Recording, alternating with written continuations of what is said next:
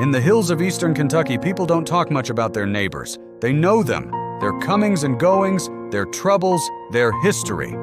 But they don't talk. That's just the way it is out here. That's the way it was for James and Vivian Gray. And by the time anyone thought to ask the right questions about this family, 2 people were already dead. A son was sitting across from a detective in a cold room, and a web of secrets that had been buried for over a decade was finally beginning to surface. This is their story, and nothing about it is what it appears to be. James Gray was 67 years old, a former mill worker. 30 years on the floor of the same plant before his back gave out, and the company gave him a pension. He was broad-shouldered, quiet-spoken, the kind of man who fixed his own fences and didn't ask for help. He married Vivian Calloway in the summer of 1972 at a small Baptist church outside of Harlan. She was 29. He was 32. By the following year, they had a son, Anthony, and by the mid-1980s, they had the house on Crow Hollow Road that they would live in for the rest of their lives. To the people of that community, James and Vivian were fixtures. Reliable, familiar, unremarkable, in the best possible way. James kept a vegetable garden. Vivian sang in the choir at First Baptist and organized the church's annual clothing drive every November. They drove the same 12-year-old Buick for years without complaint. They waved at neighbors from the porch. They brought food to families who'd had a loss. They didn't owe anybody anything, or so everyone believed. The thing about small communities is that they are very good at seeing the surface of things and very poor at seeing beneath it. People fill in the gaps with what they expect to find. They see a retired couple on a porch and they think, simple life, simple people. They don't ask what's in the locked drawer in the bedroom. They don't wonder why unfamiliar cars are parked in the driveway after dark. They don't notice that a woman they've known for 30 years has started to seem afraid. But we'll get to that. Anthony Gray grew up in that house on Crow Hollow Road and left it as soon as he legally could. He was 41 years old in October of 2007, living in Lexington, about 2 hours from Harlan County. And the relationship between him and his parents had long since curdled into something cold and distant. He didn't visit for Christmas. He didn't call on birthdays. The last documented contact between Anthony and his parents before that October was a phone call 7 months prior that lasted less than 3 minutes. Whatever was said in those 3 minutes, no one knows. What we know is that after it ended, neither James nor Vivian called their son again. And neither did he call them. People in the community knew the Grays had a difficult son. It wasn't spoken about openly. It rarely is in places like this. But it was known, the way these things always are. Felt rather than discussed. A sadness that Vivian carried with her into rooms, and that James never acknowledged at all. It was Donna Malden who first knew something was wrong. Donna had been Vivian's closest friend for nearly 2 decades. They'd met through the church, sat next to each other in the choir, and talked on the phone most mornings. So when Vivian didn't show up to the Wednesday prayer group and didn't answer her phone all morning, Donna didn't wait. She drove out to Crow Hollow Road herself. She found the front door open, the light in the kitchen still on from the night before. She stepped inside and called Vivian's name. She found James first in the living room, then Vivian in the hallway just off the kitchen. Donna Malden called 911 from the driveway sitting in her car, and the dispatcher later said she was so quiet on the line that they nearly disconnected the call. She wasn't screaming. She was somewhere past screaming. The Harlan County Sheriff's Department arrived within 20 minutes. Within an hour, the road was sealed off, and investigators were walking the property with the particular careful focus that a murder scene demands. What they found, and didn't find, told an immediate story. The house had not been ransacked. Drawers were closed. The television was still there, a jar of cash on the kitchen counter untouched. Nothing stolen, nothing broken, no sign of forced entry anywhere on the property. The doors had not been kicked in. The windows had not been pried. Whoever walked into that house on Crow Hollow Road either had a key or was let inside by James or Vivian themselves. And that detail, that quiet, clinical detail, is the one that changes everything. Because it means the Greys knew their killer. They opened the door to the person who ended their lives. This wasn't random. This was intimate. By mid-afternoon, word had spread the way it always does in a small community. Fast, person to person, phone call to front porch. People began gathering at the edge of the property. Church members, neighbors, people who'd known James and Vivian for decades. They stood in clusters on the gravel at the road's end, speaking quietly, waiting for information that wasn't coming.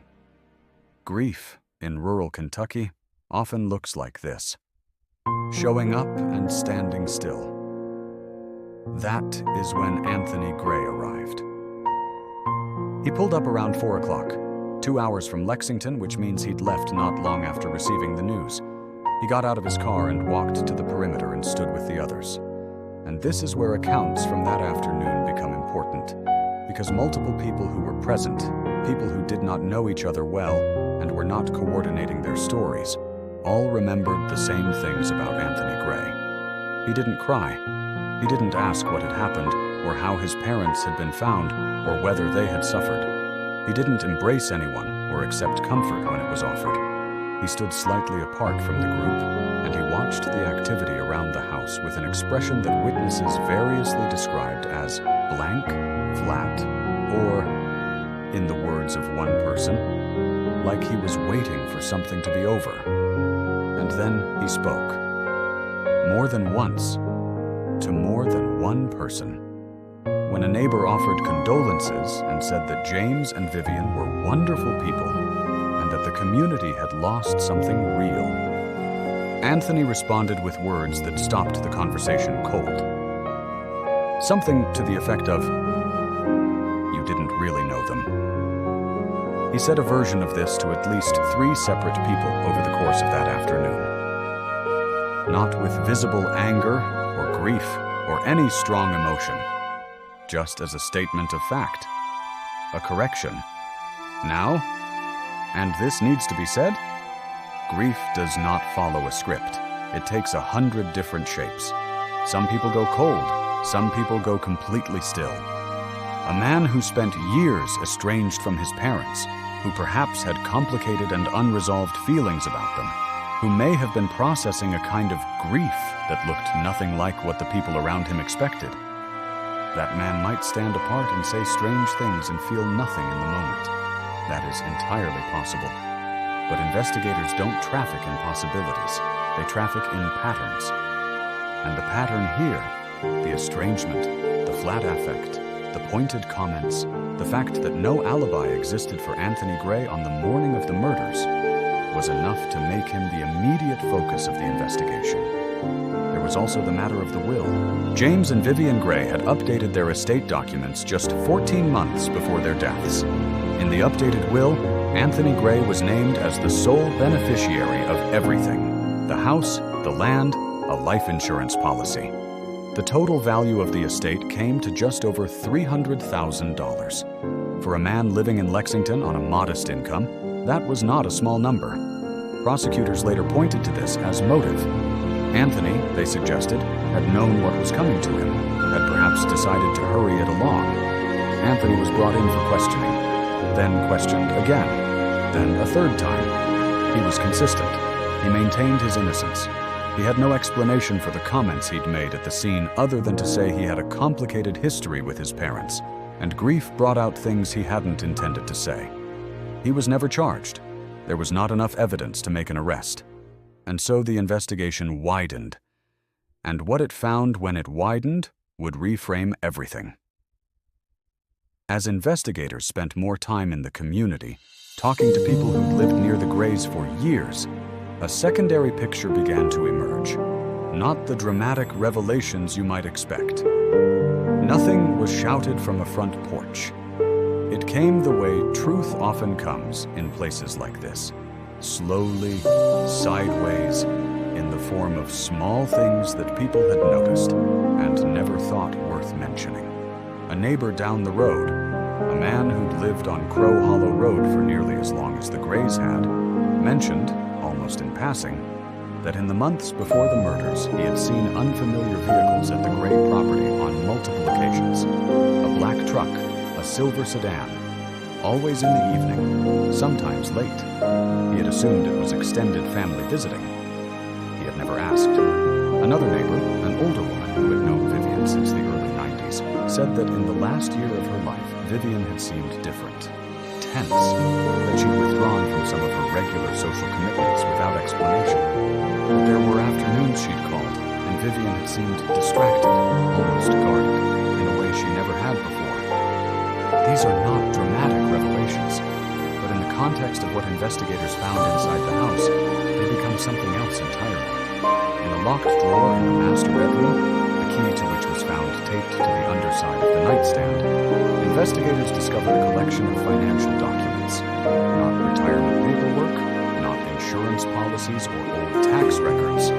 These were transaction records, accounts under names that did not belong to James or Vivian. Money moving in and out in amounts that had no explanation in the life of a retired mill worker and his wife. Significant amounts. Consistent amounts. Spanning years. The Grays had money that no one knew about. And that money had come from somewhere. What followed was months of financial investigation that reached well beyond Harlan County. What emerged was a picture of James Gray that bore almost no resemblance to the man his neighbors thought they knew. For at least a decade before his death, James had been operating as a facilitator, a trusted local face, for a land fraud scheme that ran through eastern Kentucky.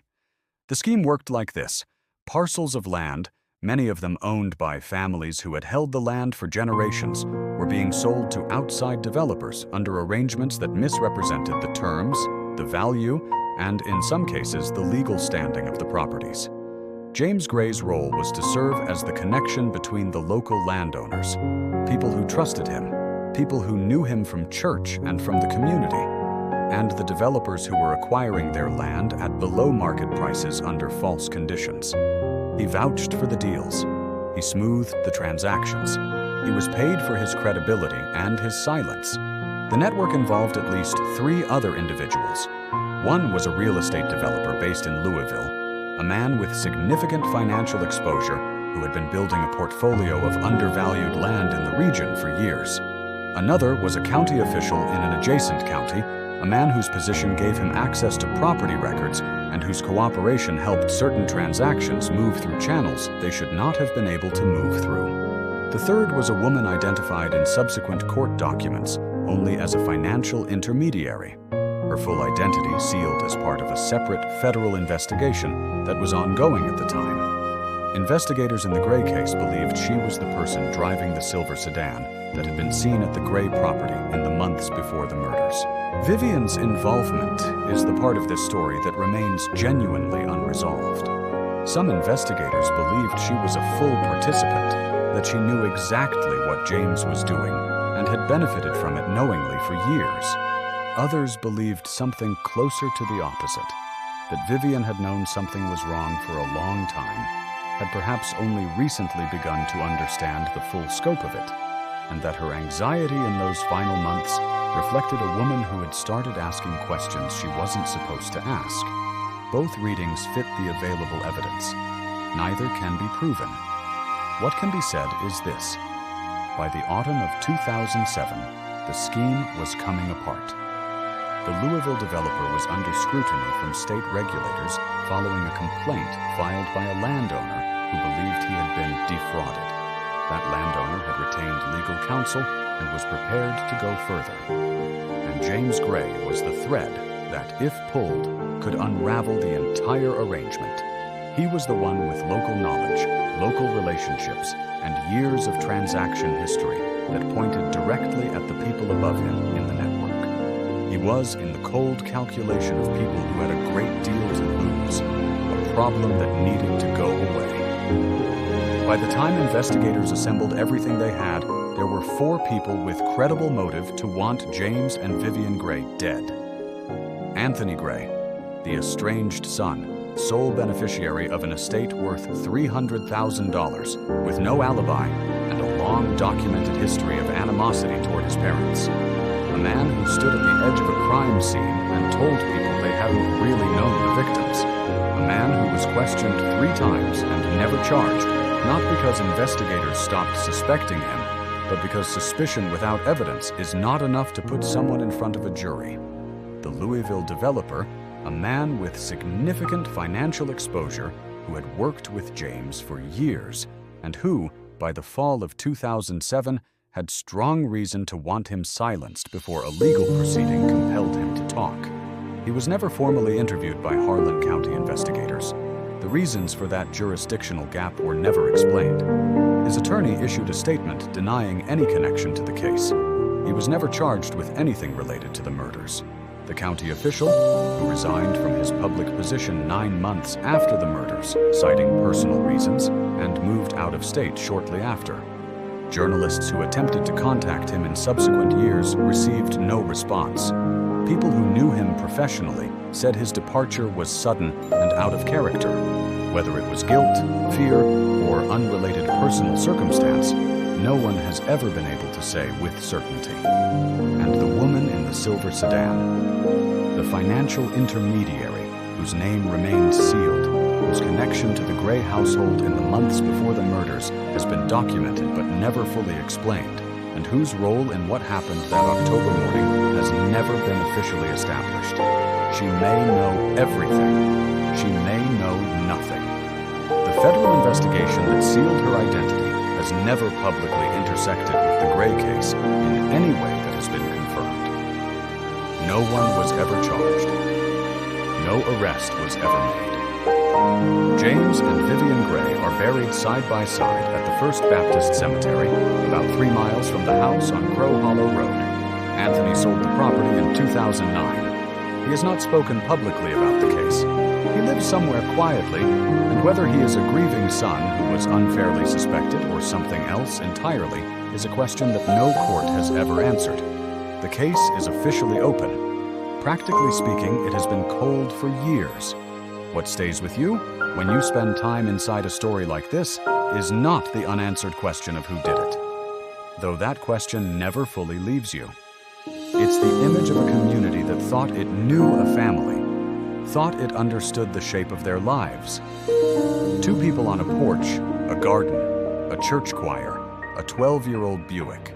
Simple, familiar, known, and beneath all of it, the locked drawer, the hidden accounts, the strangers in the driveway after dark, the fear that Vivian carried in her final months and never named out loud. We don't always know the people we think we know. Not fully. Sometimes not at all. And sometimes, by the time the truth finally comes to the surface, the people who could have told us everything are already gone. Thank you so much for watching. If this story moved you, if it made you think, please leave a comment below. Share your thoughts. Like and subscribe if you're new here. We cover true crime stories like this every single week, and I promise you, we never take them lightly. This is more than entertainment. These are real people, real families, real grief,